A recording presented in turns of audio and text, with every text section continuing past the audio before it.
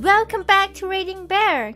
Today, we will take a look at some new revenge stories. And if you enjoyed my content, please don't forget to subscribe to my channel and post some bear emojis in the comments. Let's go! The first one is titled, Always Keep the Keys. This happened a good 10 years ago or so. My dad has a group friends from high school who all own Jeeps and go jeeping together several times a year. They are all old high school friends from a suburban-type town, plus a couple of family members who've since joined the bandwagon. One of those guys, let's call him Randy, got some awesome pro-revenge. Now Randy is a nice guy, through and through. He's the kind of guy you feel you could trust with just about everything, and sometimes he gets stepped on because of this, but he keeps on going because he's far above bitter resentment. Randy also has a nice red Jeep he takes on the trails with my dad and the rest of his friends. It looks like your standard Jeep, but he's put a lot of money into it, fixing it up and modifying it to run the trails they like to go on. Turns out someone else decided he had a nice Jeep, too. Randy wakes up one morning to find his Jeep gone. It doesn't take long to realize it's been stolen. They rally a search, call the police, nothing for about a week until they finally find his Jeep flipped over and stripped bare in the middle of an orchard. Several thousands of dollars and days worth of time, poof, gone to one jerk.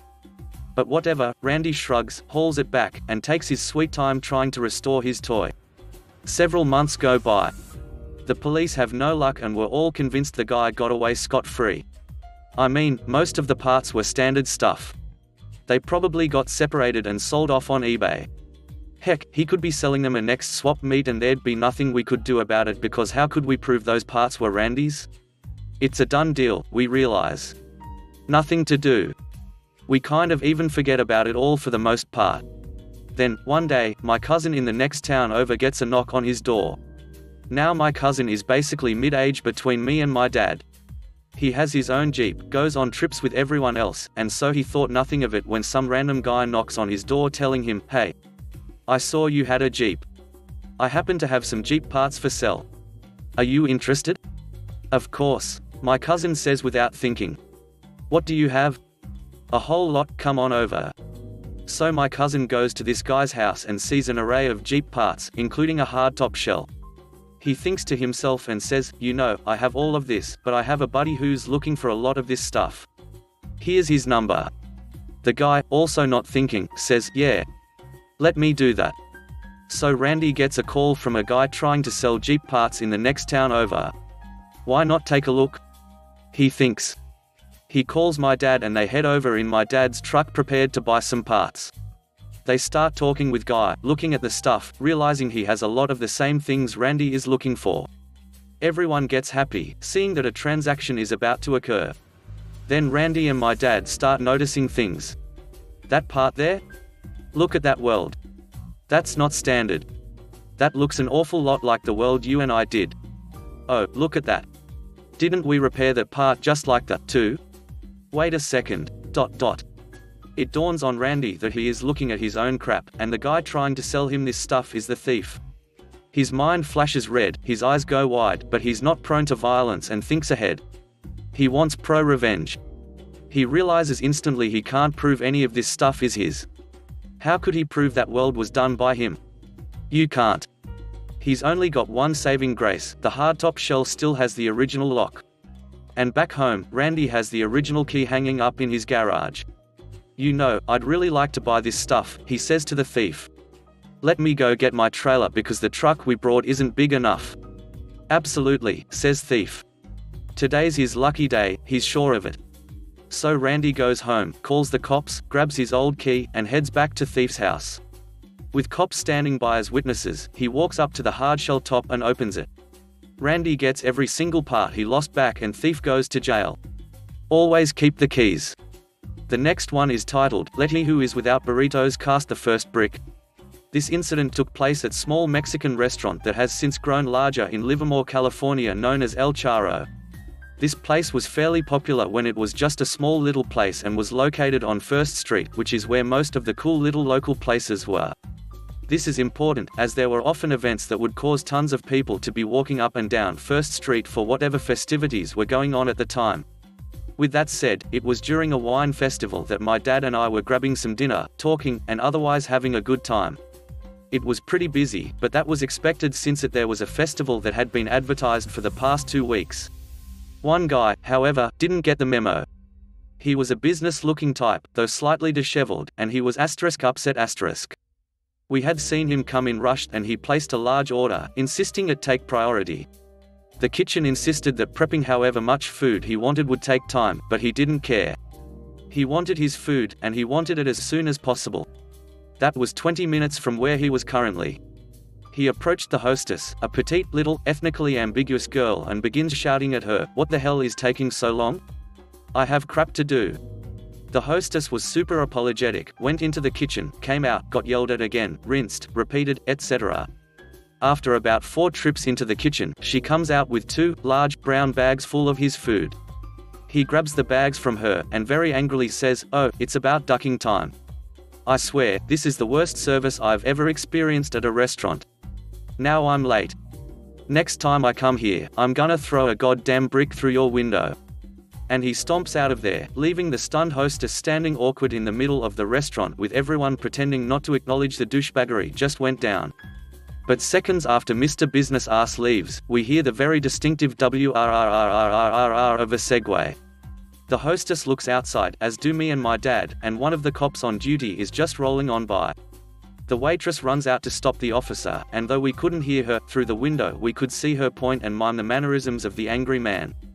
The cop flips a switch, followed by a whoop whoop, a flash of lights, and he speeds down the sidewalk and out of our view. Hostess walks back in and does the most perfect arm thrust duck yeah motion I've ever seen. We finished our food shortly after, and Business Ass was still being questioned by the officer from before as well as another. The next one is titled, "Park Your SUV in Motorcycle Parking? Have fun leaving." One of my previous offices was on the top floor of a building that had retail shops on the ground floor, and the building was part of an outdoor mall. The primary shopping clientele were upper-class, attractive, white women and their spoiled kids. I worked for a tech startup, and I rode my Harley to work. We only had 2 reserved spots for our company of 5, which meant most of us had to park way out in the back of the mall parking lot after lunch. Since I rode a motorcycle, I started just using the motorcycle parking that was about 25 yards from the elevator, rather than the full-size parking spots that I would have had to use if I drove a car. One day I returned from lunch to find a full-size Buick SUV parked perpendicular across 3 motorcycle spots which are very clearly marked, and the front half of the truck is extending into the back half of a spot that's meant for a car to be parallel parked against the curb. The front door was positioned so that when the driver got out of her SUV, she would have been standing on painting that said, "Motorcycle parking only." So, being the kind of person that hates entitlement, I proceeded to roll my bike right up against the SUV, so that the driver wouldn't be able to get in using the driver's door and probably wouldn't be able to leave without knocking my bike over or moving it. Since I had about 20 minutes left in my lunch break, I sat down on a bench under a tree across the street and just read articles on my phone. After about 15 minutes a woman comes up to the SUV with 2 teenage girls. Between the 3 of them, I'd wager they had the IQ of a flea and had worked a cumulative 0 days in their lives. She walks around the truck from the passenger side, and just stops dead when she sees my bike. She calls the 2 girls over and they all share the same "OMG I can't even" expression. I walk over to my bike, make sure my forks are locked, really just an excuse to make my presence known, and turn to walk away. She asks me if I can move, and I look at my watch and say, "Sorry, I'm on my lunch break and I'm out of time. Gotta run," and start walking away. She yells, "How am I supposed to get out?" and I respond with, "Don't know. Should have thought about that before parking in motorcycle parking," and keep walking. She threatened to move my bike, so I stopped, turned, and told her, "I've already got a picture of your license plate. If my bike has a single scratch when I get out of work tonight, I'll just contact your insurance company." The look on her face was incredible, but the giggles from her, presumably, daughter and her friend were even better. Apparently they liked seeing someone treat mum like she treats people. I walked back to my office, which conveniently overlooked the motorcycle parking, and called my coworkers over to watch the scene unfold. After a bit, she flagged down security who were clueless and of no help to her. She made some phone calls. I'd imagine she called hubby for a solution. Eventually she resorted to climbing in from the passenger side, which was funny to watch.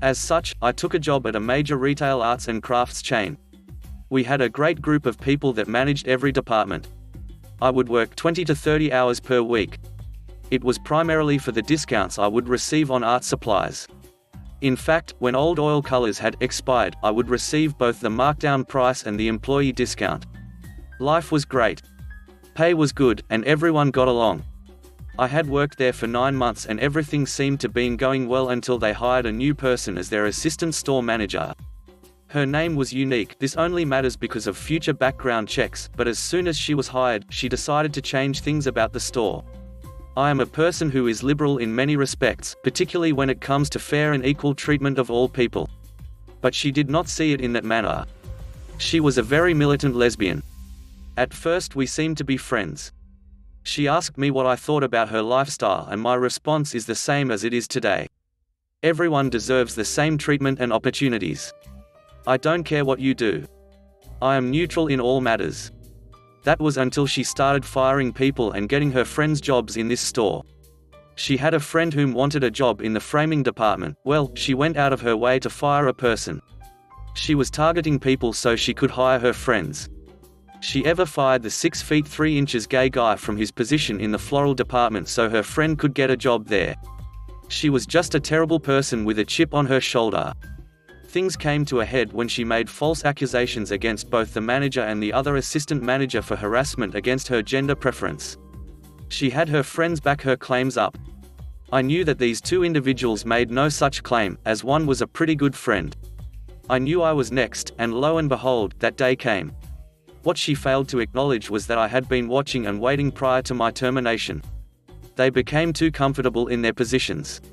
She and her friends would love to visit this local karaoke bar after work and sing. What she failed to understand was that I knew they also loved to go around the back of this bar and smoke pot between their sets. So, I simply called the cops and told them that these people are smoking pot behind this bar. Needless to say, she was arrested, as were her cohorts. Apparently, as per the grapevine, they were holding. The last one is titled, "Cabbie Tries to Rip Me Off $2? Protracted court battle and large civil penalty for you." I was walking home after staying at work really late. Walking through the bar scene, I saw a cab and was so tired I decided to take it home, the first time I'd ever decided to do so. Short, aggressive ride where he's tailgating, honking, swearing, and aggro as duck despite it being a sleepy city. Fare, $6.40. I give him $20 and ask for $12 back. Cabbie gives me $10 from a giant wad of money and says sorry, he doesn't have any ones. Okay, dude thinks I'm drunk because he picked me up outside of a bar, and he thinks he deserves a better tip even though the ride was like 3 minutes. I say, what do you mean you don't have any ones? You're a cabbie, and I just saw your giant wad of cash. He persists. I say no, you're driving me down the street to that pizza shop and we're getting change. He says he won't. When I ask, he refuses to give me his name, and then gives me a menacing, "Get the duck out of my cab," looking like he's going to punch me in the face. Dude's definitely a tough guy and pretty scary, think short, stocky henchman type with buzzed silver hair and a leather jacket. So I leave, but not before catching his cab number as he speeds off. Okay, it's the principle of the matter. This guy's doing this to drunk kids all night, and probably making a lot of money by intimidating and victimizing these customers of a public service. Duck that. I call the cab company and get my full $10 back, but it takes a bunch of harassment and several months to finally get it. I call the cab company's director, who couldn't care less and who flat out told me he believed the cabbie's story over mine, so not only is this crap happening, but it's being enabled and the complaints aren't being registered. Duck that especially. I tell him that if he doesn't take any course of action whatsoever, then I'd be forced to take it up with the city's Transportation Oversight Commission that oversees all this stuff. He basically dares me to do so. Okay, so I enter into this ridiculously arduous process, where after reading up on the local laws I write a major complaint to the Public Commission and request they be fined under certain articles. A couple months later I get a response letter. Cab company hires this sleazy idiot lawyer who claims I'm lying about everything and had all this malicious intent.